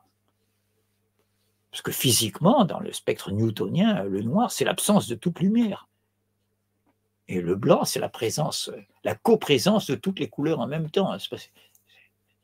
C'est trop de lumière même pour distinguer les couleurs, vous voyez, il faut un prisme pour les diviser. Et ici, c'est ni l'un ni l'autre, c'est la luminosité qui se reflète sur les ténèbres. Mais attention, c'est le rêve. Tout y est profond. Je redonne le point, vous voyez ici, au romantique allemand, pour ce qui est de la profondeur de leur esthétique. C'est que les problèmes politiques, mais ils n'en sont pas conscients, eux, ils croient qu'ils sont dans la poésie. Nos désirs y sont, le refoulé y est. Parce que comme on n'y pense pas, on ne résiste pas à l'exprimer. On n'est plus sur ses gardes. De même que dans les rêves, comme il n'y a personne quand on rêve, est-on jamais si seul que lorsqu'on rêve? Socialement, je parle, hein. C'est pas quelqu'un d'extérieur qui vous dit: «Tu vas rêver de» non! Donc si nous rêvons de ceci ou de cela, il faut s'en prendre qu'à nous-mêmes, y compris quand on a des cauchemars. Quand on rêve qu'on est à un cauchemar affreux, qu'on est poursuivi et on n'arrive pas à s'enfuir, on est paralysé par je ne sais quelle force qui fait qu'on ne peut plus bouger. Eh ben, c'est peut-être qu'il y a en nous une ambivalence, le désir de fuir ce danger et le désir contraire, ambivalence, de rester pour voir ce qui va arriver. Eh bien oui. Donc voilà. Je reviens à une très belle question de Lucile. La surface serait plus profonde qu'il n'y paraît car elle est production historique. Alors, je viens de faire une allusion à, au reflet, mais à un niveau individuel, à titre pédagogique, je dis ça pour faire comprendre, n'est-ce pas? À un niveau psychanalytique, si vous préférez. Vous voyez, je viens de donner un exemple où le rêveur qui fait un cauchemar, en même temps veut fuir le danger et en même temps aimerait bien, n'est-ce pas, être la proie de ce danger. Ce qui est propre même d'une ambivalence, terme repris textuellement par Freud. Mais là, elle va plus loin. Elle va jusqu'à ce que Gluskar appelle l'inconscient de l'inconscient, ce qui est inconscient même pour la psychanalyse, à savoir l'inconscient qui nous est propre à tous. Je ne dis pas l'inconscient collectif, il ne faut pas qu'il y ait de confusion avec l'inconscient confondu avec la génétique de Jung, n'est-ce pas? Je parle justement d'un inconscient étranger et à Jung et à Freud, mais qui est présent chez Marx. Et qui est le propre de ce qu'il appelle l'idéologie. Et ne croyez pas que l'idéologie chez Marx, c'est rien, c'est secondaire, que c'est pipeau, oui, mais dites donc, pour en revenir aux Allemands, vous savez, ce conte allemand où un joueur de pipeau attire tous les enfants de la ville pour se venger de ne pas avoir été payé quand avec son pipeau, il avait pris tous les rats de la ville qui empestaient la ville à la demande des habitants et il les avait fait se noyer. Voyez, attention aux pipeaux politiques, attention aux médias. Je dis ça parce que je n'ai jamais vu un tel unanimisme qu'en ce moment ça me fait peur. Il y a longtemps que je n'ai pas parlé de la guerre. Ça fait des années, depuis que je fais des conférences qui, grâce entre autres à Pierre Alain et à d'autres, et grâce à vous et à votre attention, sont publiées. Ça fait presque 10 ans maintenant que je parle. Entre crise et guerre, il faut philosopher. C'est urgent. On n'aura peut-être plus le loisir de philosopher si la guerre se confirme. Je dis ça parce qu'un grand silence est fait sur la guerre. Même, j'allais dire dans mon camp, je suis dans aucun camp, si vous voulez, au sens strictement embedded, comme on dit pour les journalistes américains, que dans la guerre d'Irak, les Américains embarquaient dans les tanks, etc. On ne pouvait pas se balader comme journaliste librement sans être encadré par l'armée américaine. Bon. Eh bien, je ne suis pas dans un camp dans ce sens-là, mais même les amis qui sont, en gros, dans mes sympathies, dans mes engagements politiques, dans mes solidarités surtout, eux-mêmes disent non, on croit qu'à la guerre, j'y crois pas trop. Attention, on fait silence sur ce qui fait le plus de bruit.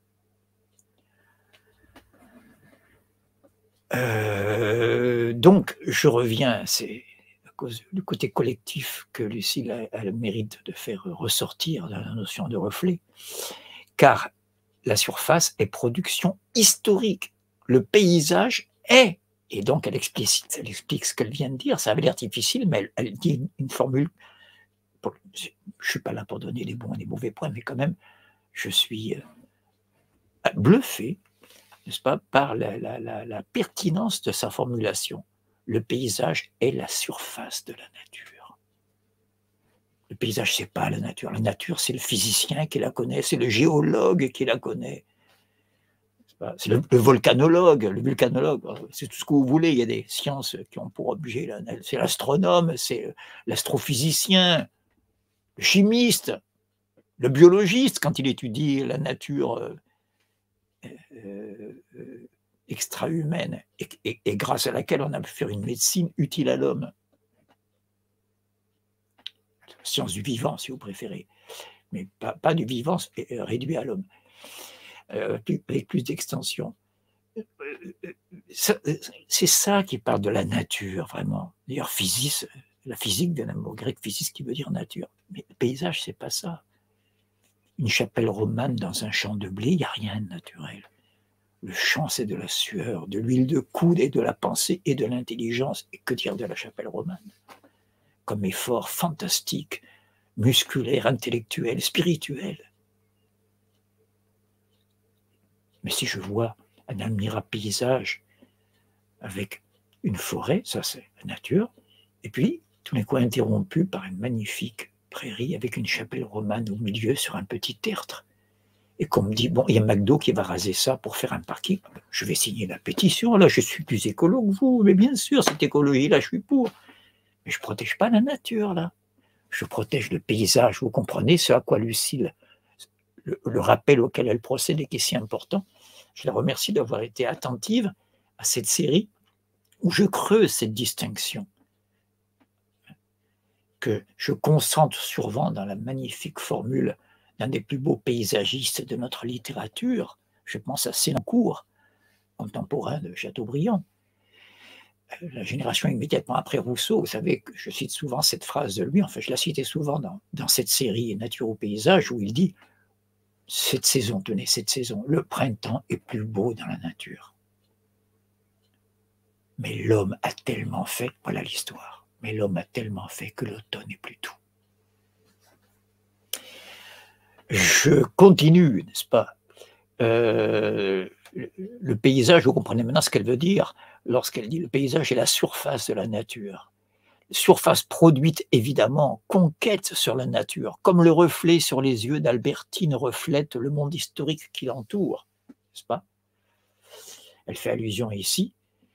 Qu'est-ce que ça me rassure de voir que des passages que je crois que dont personne ne se souviendra, parce que moi je le dis en parlant, et que comprendre à la parole, il faut qu'elle fuit et vole, n'est-ce pas, comme dirait un mot. Et voilà qu'elle est retenue quelque part. Je dis ça parce que j'ai le complexe de celui qui n'écrit pas, n'est-ce pas? Donc qui ne fixe pas la fluidité de la parole.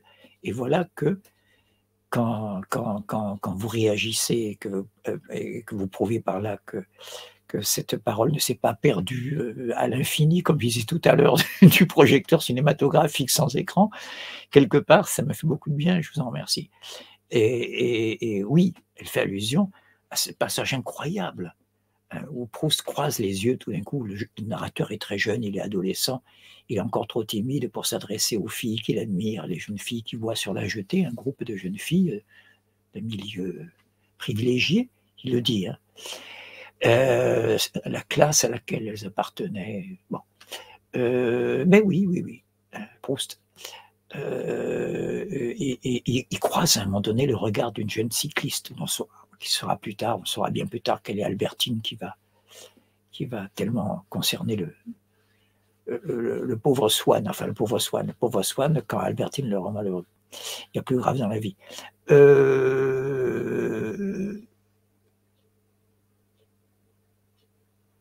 Il réfléchit sur, même pas le regard, c'est déjà, on dit souvent que les yeux sont le miroir de l'âme, et miroir, reflet, tiens, la langue populaire le sait, tout ça. Et oui, c'est pas la lumière qui vient de l'extérieur, là, les yeux sont en train de refléter la lumière du soleil qui les éblouisse, non, c'est une lumière qui vient tout d'un coup de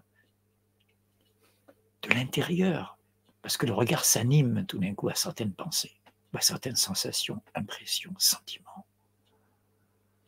Et ce qui est magnifique dans ce passage, et dont elle se souvient très bien, c'est qu'il dit que je ne pourrais jamais saisir cette cycliste si je ne saisissais pas l'éclat, c'est même pas le regard, l'éclat de son œil, n'est-ce pas?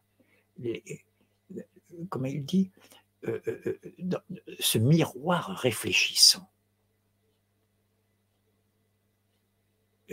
où se reflète quoi? Il dit les projets qu'elle a formés, ou qu'on a formés pour elle, les pâtisseries dans lesquelles elle va rentrer, pelouse des hippodromes, sentiers où m'aurait entraîné cette jeune cycliste plus séduisante pour moi que celle du paradis persan. Autrement dit, c'est toute sa vie qui m'inspirait du désir douloureux, parce que je le sentais irréalisable, je sais pas. Mais voilà. Et là, elle le voit très bien. Et on dit que c'est immatériel, n'est-ce pas? Il n'y a pas plus matériel. Regardez toute la matérialité historique que présuppose un tel regard. Et bien sûr, je contrepointe ce que dit, c'est-à-dire je chante la même mélodie avec un peu décalé, avec la référence à Proust que fait ici Lucille, sans le nommer, mais elle se souvient très bien, puisqu'elle parle d'Albertine. Je pense à Hegel et à la fille aux fruits. Nous étions là la dernière fois qu'on a traité mon petit ouvrage sur féminité et communauté, n'est-ce pas? La fille aux fruits, dont Hegel dit que les fruits qu'elle présente elle ne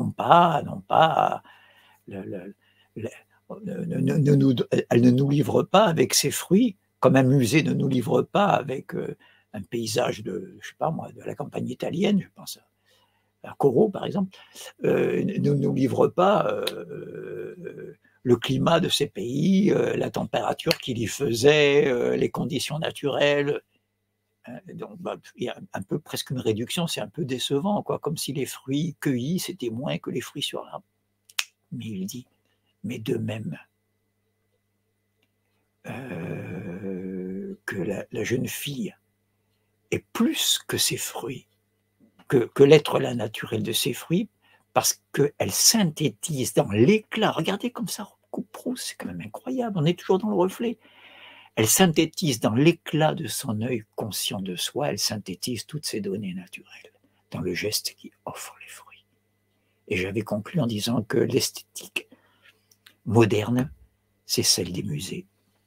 Nous avons toujours une relation médiate à la beauté, alors que les anciens avaient une relation immédiate. On croit qu'on y est dedans de temps en temps, on essaie de s'évader, surtout quand on est en vacances, en Grèce. Mais quelque part, n'est-ce pas, on ne pourra jamais plus faire comme faisait, je vous avais donné cet exemple, le peintre, au tout début de la Renaissance, Fra Angelico, le peintre italien qui peignait la Sainte et la Vierge à genoux. Les genoux en sont, parce que pour lui, c'est au premier degré, là. C'est pas, le religieux comme l'artistique sont au premier degré. Voilà.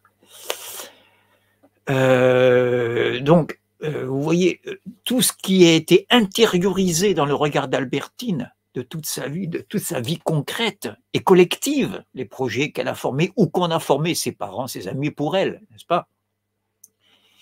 Et il parle bien des chemins dans lesquels il aimerait pédaler avec elle, tout ça, ces chemins, il faut bien les construire, la pâtisserie dans laquelle elle va rentrer. Il fallait faire l'histoire des gâteaux. Ça pend pas aux arbres, hein, les gâteaux. Donc, donc, elle continue sur cette lancée.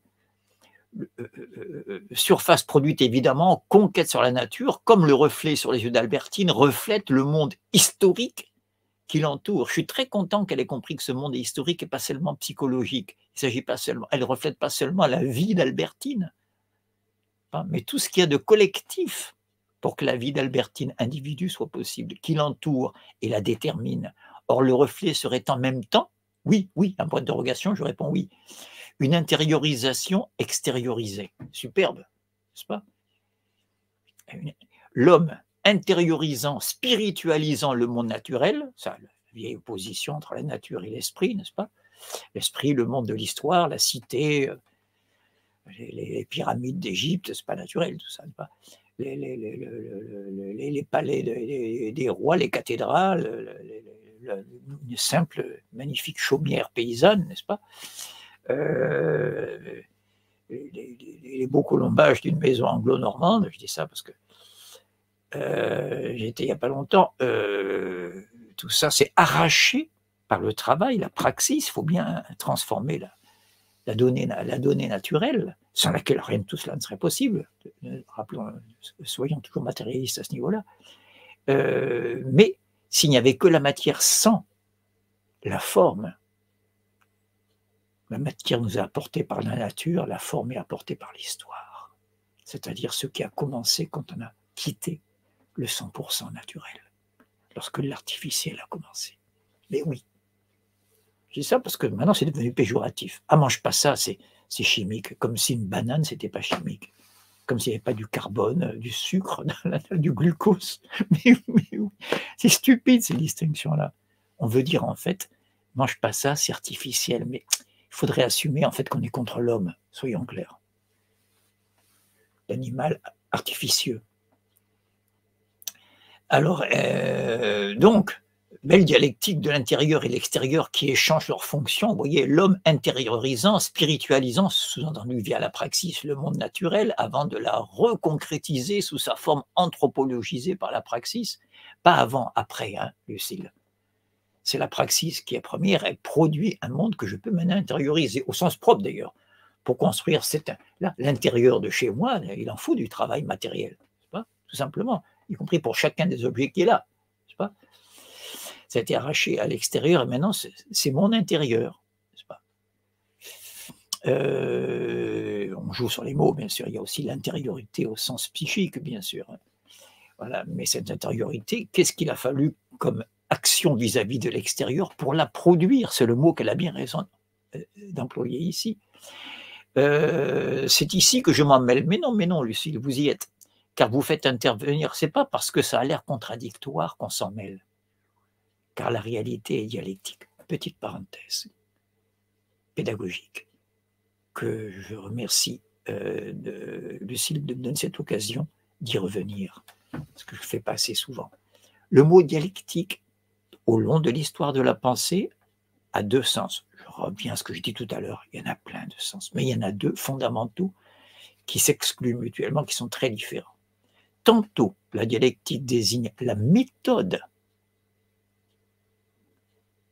Qu'on la dise bonne ou mauvaise, c'est une autre histoire, mais en tout cas, on en parle comme d'une méthode, d'un chemin pour arriver à l'être, à l'absolu, au vrai, à tout ce que vous voulez, au réel, étant bien entendu que l'être, le vrai et le réel ne sont pas dialectiques, c'est seulement le chemin qui y mène. Ce chemin étant le bon, Platon, et ce chemin étant à déconseiller, Kant ou Aristote. Mais dans les deux cas, c'est le chemin. Et puis, il y a un deuxième discours qui utilise le mot dialectique, qui commence à Héraclite, pour revenir à l'époque de Platon pratiquement, et qu'on ne retrouve qu'à partir de Hegel, et qui se prolonge et qui se creuse et s'élève chez Marx, voire sa préface à la deuxième édition du Capital, où définitivement il dit ce qui le situe par rapport à Hegel, où ici il est dit que ce n'est pas le chemin qui mène à la réalité, c'est la réalité elle-même qui est dialectique. Vous voyez, chez Platon, le mythe de la caverne, il y a tout un cheminement qui mène du fond de la caverne vers le soleil, vers l'être, la vérité, le bien. Très bien, d'accord. Mais une fois qu'on arrive à l'être, la vérité, au soleil, on arrête de parler. Il n'y a plus de logos, il n'y a plus de dialogos. Il n'y a plus à parler, il n'y a plus qu'à contempler et à sucer. Non, je ne plaisante pas. Je ne plaisante pas.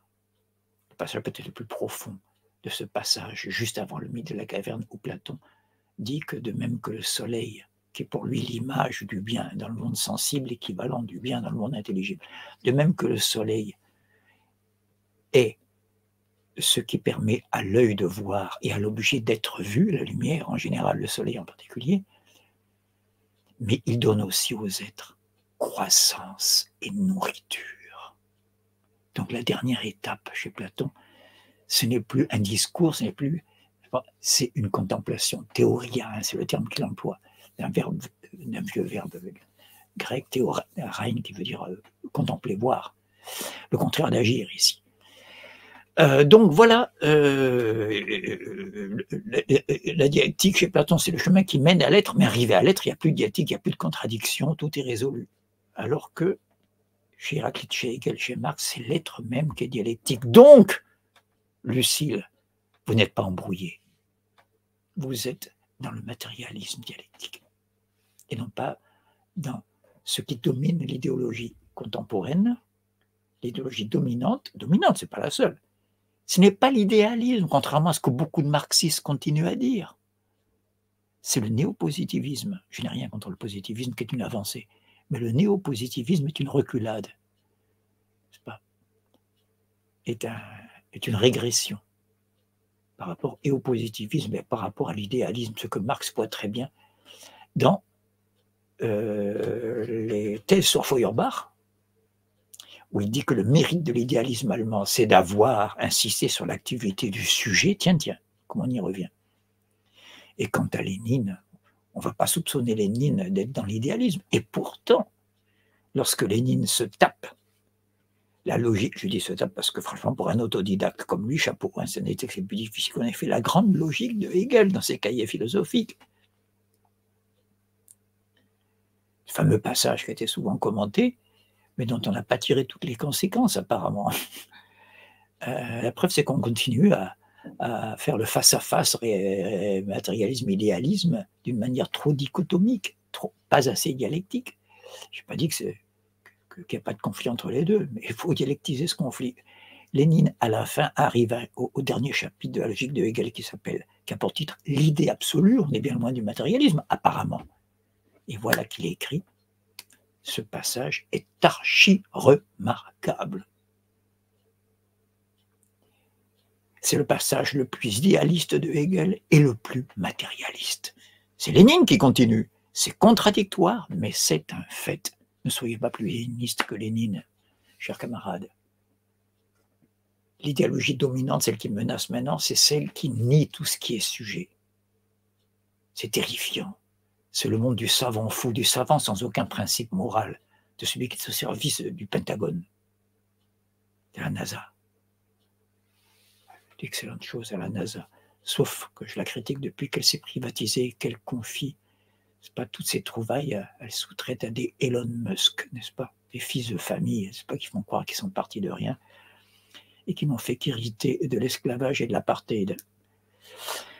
Oui, parce que c'est là qu'il y a eu son accumulation primitive, renseignez-vous. C'est son histoire familiale. Donc voilà, bravo Lucile de voir qu'il y a une dialectique et un échange de fonctions entre l'intérieur et l'extérieur, moyennant le mouvement de l'histoire. C'est ici que je vous remets, car vous faites intervenir quelquefois le concept de relation. Je l'ai dit tout à l'heure.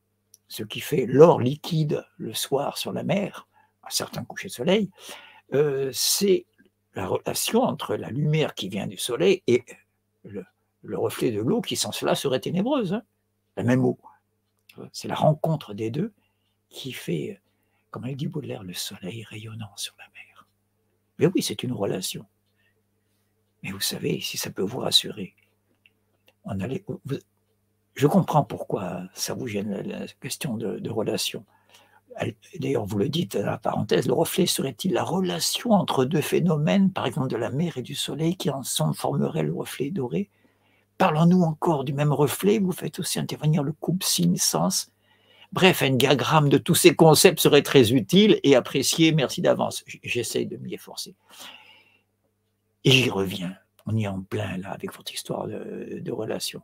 Ce qui vous gêne, c'est que la relation, dans la logique, quand on apprend la logique, les débutants chez Aristote, ils commençaient par la logique, la première année.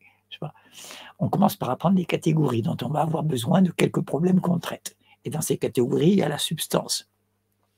Et où le sujet au sens grammatical cette fois, pas le sujet opposé à l'objet. Or, la substance est l'antonyme, le contraire, si vous préférez, de la relation. Gauche et droite appartiennent aux catégories de la relation. Ce n'est pas des choses en soi. La preuve, je me retourne et gauche et droite sont inversés. Le haut et le bas, pareil. En Nouvelle-Zélande et ici, ce n'est pas la même direction que je pointe en disant là-haut. C'est une direction inverse même. N'est-ce pas? Ça, c'est le monde de la relation. Par contre, ce qui se suffit à soi-même, qui n'existe pas relativement ou parce qu'il est positionné comme ça par rapport à autre chose, mais qui se suffit à soi-même, ça c'est la substance. Mais attention, il ne faut pas rêver. Ça n'existe Nulle part. Ou alors c'est Dieu. C'est Spinoza. Spinoza était très cohérent lorsqu'il dit que quand on a compris le concept de substance comme étant avant tout causa sui, cause de soi, vous voyez, je n'ai pas besoin d'autre chose. Comme la relation qui a toujours besoin de par rapport à quoi je suis en haut, en bas, à gauche, à droite, lourd, léger, ça veut dire quoi, n'est-ce pas? Froid, chaud, ça veut dire quoi? Pour un Russe, n'est-ce pas, il fait chaud là où pour un Africain il fait froid. Non, je ne suis pas dans le relativisme. Après, on n'est pas dans la science nous a fait sortir de ça. La science dit jamais c'est chaud, c'est froid, elle dit c'est 28 degrés. C'est chaud, c'est froid, ça c'est votre affaire.